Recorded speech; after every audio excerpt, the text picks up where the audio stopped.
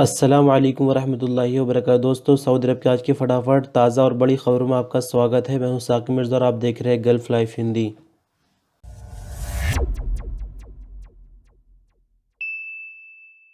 Saudi अरब में अजनबी वर्करों के लिए एक नई तरह का नियम या कह सकते हैं कि कानून आया है, और जो 14 मार्च से नया कानून शुरू होने जा रहा है, ये उसी का एक हिस्सा है।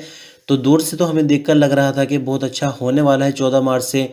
लेकिन आप इस पूरी खबर को गौर से सुनिए। मैं थोड़ा सा एग्जाम्पल देकर आपको बताऊंगा ताकि आपको अच्छे से चीज़ समझ में आ जाए।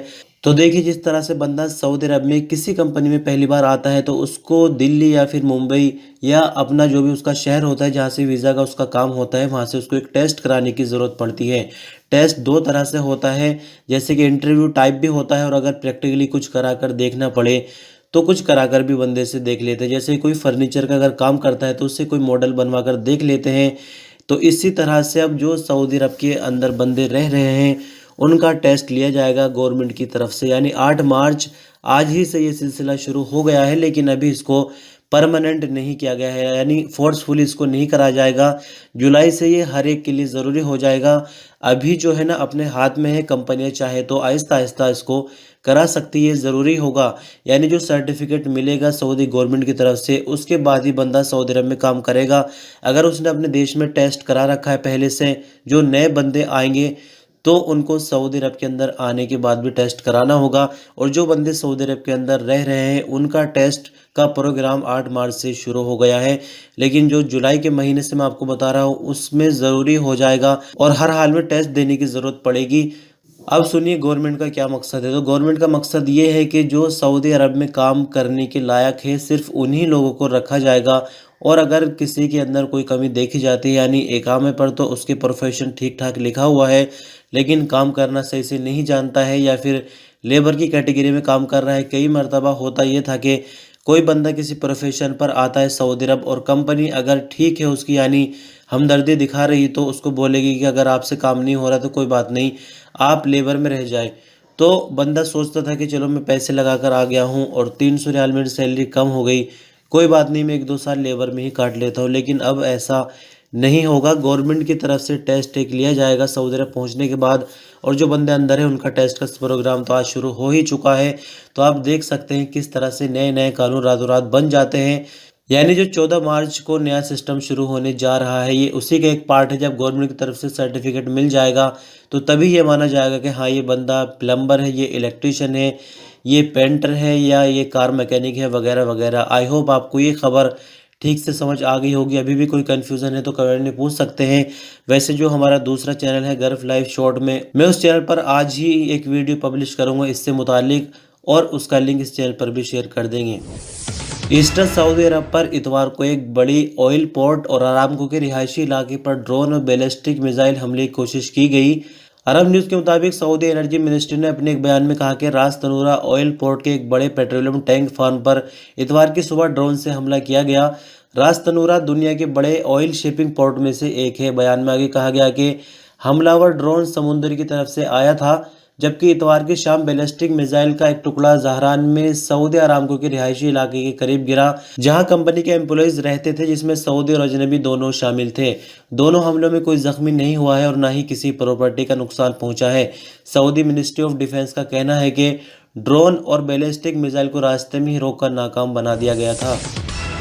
सऊदी अरब के जवाज़ात यानी पासपोर्ट डिपार्टमेंट से एक शख्स ने सवाल किया कि विजिट वीज़े पर आने वालों के लिए अबशिर पोर्टल में अकाउंट बनाने का तरीका क्या है, क्योंकि अबशिर मशीनों में इकामा नंबर डालना होता है जिसकी शुरुआत 1 या 2 से होती है, जबकि विजिट वीज़े पर आने वालों के लिए जो इमिग्रेशन सीरियल नंबर दिया गया है उसकी शुरुआत 4 से हो रही है।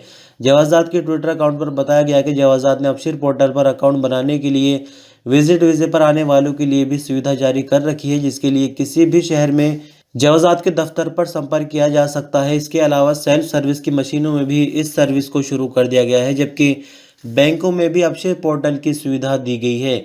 जवाज़ात का आगे कहना है कि अकाउंट बनाने में अगर किसी तरह की कोई परेशानी हो रही है तो अबशिर के सेंट्रल टेलीफोन नंबर 9200204005 पर कॉन्टैक्ट करके भी अपनी प्रॉब्लम बताई जा सकती है। सऊदी अरब की मिनिस्ट्री ऑफ इस्लामिक अफेयर का कहना है कि सऊदी अरब के 3 नए इलाकों में 4 नमाज़ों में कोरोना वायरस पाए जाने पर 4 नई मस्जिदों को इतवार के दिन बंद किया गया है। बीते 28 दिनों के दौरान 228 मस्जिदें बंद की जा चुकी हैं। इनमें से 218 मस्जिदों को सैनिटाइजिंग और साफ सफाई करके खोल दिया गया है। सब अखबार के मुताबिक मिनिस्ट्री ऑफ इस्लामिक अफेयर का कहना है कि इतवार को जो मस्जिदें बंद की गई उनमें 2 मस्जिदों का ताल्लुक मक्का मुकर्रमा रीजन से है। यहाँ हर एक मस्जिद में एक एक मरीज पाया गया था, जबकि कसीम और रियाज रीजन में एक एक मस्जिद बंद की गई, यहाँ भी कोरोना के एक एक मरीज पाया गया था। मिनिस्ट्री ऑफ इस्लामिक अफेयर ने आगे कहा कि इतवार को 10 मस्जिदें खोली गई है। इनमें से 3 रियाज रीजन, 2 कसीम, 2 मदीना मुनव्वरा, जबकि 2 नॉर्दर्न बॉर्डर और 1 असी रीजन में है। सऊदी अरब के मौसम विभाग ने सोमवार यानी 8 मार्च को सऊदी अरब में मौसम में क्या कुछ बदलाव हो रहे हैं इसके बारे में पूर्वानुमान बताया है। आजिल अखबार के मुताबिक मौसम विभाग का कहना है कि सोमवार को सऊदी अरब के सभी इलाकों में मौसम लगभग ठीक ही रहेगा। नेशनल सेंटर ने अपने बयान में आगे कहा कि बहर अहमर यानी रेड सी में हवाओं का जो रुख होगा वो उत्तर से उत्तर पश्चिम की तरफ होगा। हवाओं की जो रफ्तार होगी प्रति घंटा 15 से 45 किलोमीटर प्रति घंटा होगी, जबकि लहरें 2.5 मीटर तक ऊंची रहेंगी। सऊदी अरब में बीते 24 घंटों के दौरान कोरोना के 357 नए मरीजों की पुष्टि की गई, जबकि 314 नई रिकवरी भी रिकॉर्ड पर आई है। 4 मरने वालों की नई संख्या होने के बाद कुल मरने वालों की तादाद बढ़कर 6,528 हो गई है। एक्टिव केसों की संख्या सऊदी अरब में 2,689 है, जिनमें से 505 क्रिटिकल केस है जो कि आईसीयू में इलाज के लिए। 357 कोरोना के नए मरीज रिकॉर्ड कर आने के बाद कुल मरीजों की तादाद बढ़कर 3,79,831 हो गई है, जबकि 314 नई रिकवरी रिकॉर्ड पर आने के बाद अब तक कुल रिकवरियों की संख्या 3,70,614 हो गई है। सऊदी अरब में बीते दिन यानी इतवार 7 मार्च से होटल और कॉफ़ी शॉप वगैरह में टेबल सर्विस शुरू कर दी गई। साथ ही जिम और सिनेमा हॉल वगैरह भी खोले जा चुके हैं। इस बारे में हम आपको 2 दिन पहले ही बता चुके हैं, लेकिन आज खबर ये है कि ये चीज़ें जो शुरू की गई है इसी के साथ साथ जो SOPs है कोरोना की उनको और ज़्यादा सख्त किया जा चुका है। यानी मानकर चलिए कि जिन वजहों से इन चीज़ों को बंद किया गया था, जैसे कि टेबल सर्विस बंद की गई थी और सिनेमा वगैरह, वो तो कुछ भी ठीक नहीं हुआ है। लगातार आप देखते आ रहे होंगे कोरोना के जो नए केस है वो 300 के ऊपर है, लेकिन इस सेक्टर में काम करने वाले जो लाखों लोग हैं वो बेरोजगार हो गए थे। बहुत बड़ा नुकसान इन दिनों सऊदी अरब को इन सेक्टर से हुआ है, तो इसी के चलते इनको खोलने का फैसला किया गया है। लेकिन SOPs जो है वो काफ़ी ज़्यादा बढ़ा दी गई है, तो इसलिए सभी व्यूवर्स से अपील की जाती है कि नोज मास्क का इस्तेमाल करें और भीड़ भाड़ ना लगाए, क्योंकि गवर्नमेंट जो है अब ज़्यादा सख्त हो गई है चेकिंग करने के लिए।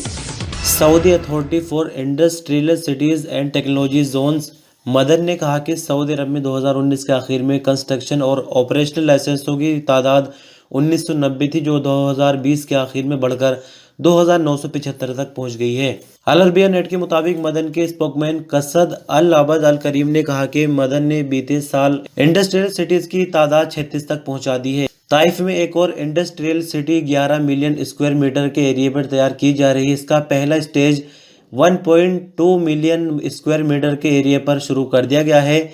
कसद अल अबद अल करीम ने बताया कि सऊदी अरब में फैक्ट्रियों की कुल तादाद 4,000 से ज़्यादा हो गई है। इनमें से 780 इंडस्ट्रियल सिटीज़ में प्रोडक्शन दे रही है।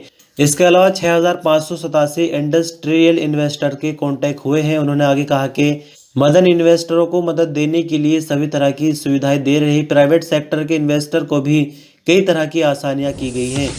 नॉर्दर्न सऊदी अरब में खूबसूरत मौसम का मजा लेने के लिए सऊदी औरतें भी अब सैर करने के लिए निकलने लगी है। सऊदी अरब के इतिहास में ऐसा पहली बार हो रहा है कि औरतें सेल्फ डिपेंड होकर सैर के लिए अकेले निकल रही हैं। यानी पहले रिवाज इस तरह का था कि मर्दों के साथ ग्रुप में औरतें निकलती थी, यानी फैमिली होकर निकलती थी, या फिर सिर्फ मर्दों का ही ग्रुप होता था सैर करने के लिए, यानी घर से बाहर पिकनिक वगैरह करने के लिए। लेकिन अभी जो है माहौल बदल गया है और अब औरतें यानी सहेलियों का ग्रुप बनाकर भी सैर के लिए घर से बाहर निकल रही है। तस्वीरों के माध्यम से आप थोड़ा सा देखकर अंदाज़ा लगा सकते हैं।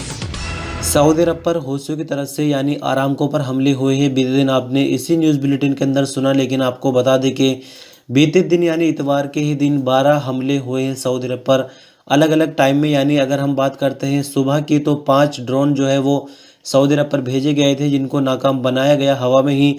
इसके बाद 5 ड्रोन और भेजे गए और 3 ड्रोन जो है वो शाम के टाइम भेजे गए, यानी टोटल सऊदी अरब पर 12 ड्रोन जो है वो भेजे गए हैं बीते दिन। और अच्छी बात यह रही कि किसी भी तरह का जानी या माली नुकसान नहीं हुआ है। और जो पहली खबर में आपने सुना तो सिर्फ मिसाइलों के टुकड़े गिरने से हुआ था, बाकी किसी तरह का कोई नुकसान देखने में नहीं आया। तो दोस्तों इस तरह से खबरों का सिलसिला बस यहीं तक। और पहली वाली खबर जो कि काफ़ी ज़रूरी है आप लोगों को जानने के लिए, तो आपको समझ आई है या नहीं कमेंट में ज़रूर बताएं।